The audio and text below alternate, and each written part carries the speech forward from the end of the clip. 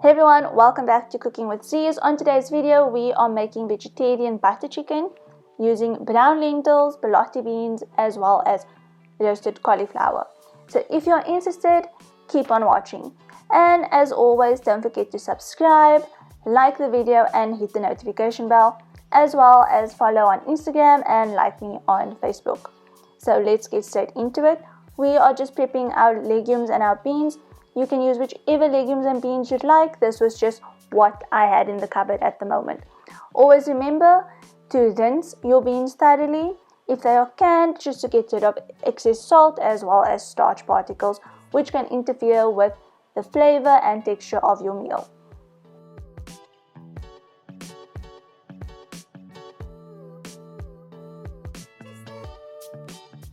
Next, we're just going to marinate our cauliflower. I use exactly the same spices that I use for my normal butter chicken recipe, as well as the same quantity. So, a teaspoon of chili powder. I know I'm using a dessert spoon, I know, but I've been doing this for long enough that I know what a teaspoon looks like when it comes to spices.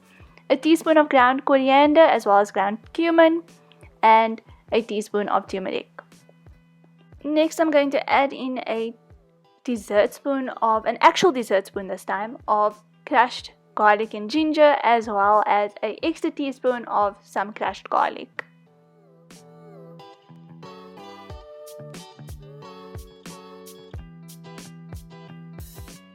Next, I'm going to add my yogurt. I'm using normal double cream yogurt. Unfortunately, I did not have any plant-based yogurts available. However, use whichever plant-based yogurt you'd like and leave some recommendations of plant-based yogurts that I should try. Then we're just going to carefully, keyword being carefully, mix our mixture together, making sure that we don't break up our cauliflower. I'm multitasking over there to make sure my onions don't burn, and then just adding an entire sachet of tomato paste. It was roughly 50 grams of tomato paste, but as I said before, the amounts will be in the description box below. You all know the drill regarding the onions. Braise in some oil, and the more you braise them, the browner they are, the richer the flavor of whatever dish you are making will be. Now we're just going to add in our cauliflower and give it a good cook through. What I did with my cauliflower regarding the roasting is it was frozen cauliflower. Like I said in my previous video, I'm in my mom's house. She puts everything in the freezer, so I just used what was in the freezer. I popped it onto a baking sheet, put it into the oven at 180 degrees for roughly 20 to 30 minutes. You can put it in for as long or as short of a period of time as you'd like, depending on how much char you want developed. And you all know the drill regarding rinsing out the bowl that you mix your spices in, and just making sure that you're throwing everything into the cooking pot to make sure that you're not wasting any spices, not wasting any flavor, and it also just helps with cleanup. Next, we're just going to give it a cook through for about 5 minutes on a medium heat. Remember, we are using already cooked cauliflower as well as lentils and beans that are canned, which we just threw in now. So the cooking process will be a bit shorter. However, we still want to make sure that we are cooking our spices. No one likes the taste of the raw spices or undercooked curry sauce. So just make sure that you are cooking it for a sufficient amount of time.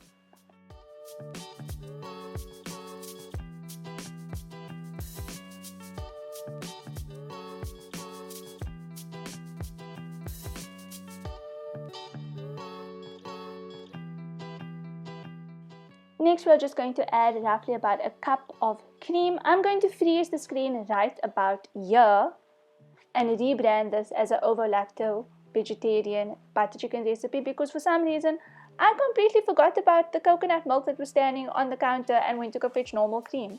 However, you can use whichever plant-based milk as well as plant-based yogurt you'd like, and also leave a recommendation on what is good plant-based milks and yogurts that's nice to use in curries.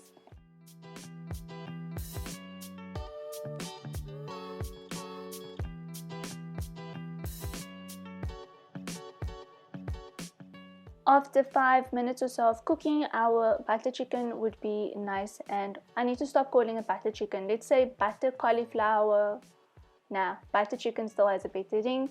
After it's become nice and creamy, we are just going to add some fresh coriander. I was a bit skimpy with the coriander because it turns out my mother's freezer is not an endless supply of ingredients. But let me just add, that little bit of fresh coriander made a massive difference. So a little bit actually does go a long way. Who would have known? So I just served it with some white rice. I also did fry up a bit of roti for whoever wanted some. However, my preferred starch for anything saucy is mainly rice or pasta.